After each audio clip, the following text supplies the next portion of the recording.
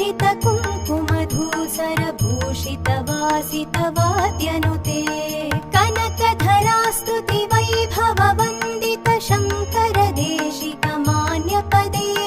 जय जय हे मधुसूदन कामिनि विजय लक्ष्मी सदा पालय माम् जय जय हे मधुसूदन कामिनि विजय लक्ष्मी सदा पालय माम् प्रणत सुरेश्वरि भारति भार्गवि शोक विनाशिनि रत्नमये मणिमय भूषित कर्ण विभूषण शान्ति समावृत हास्य मुखे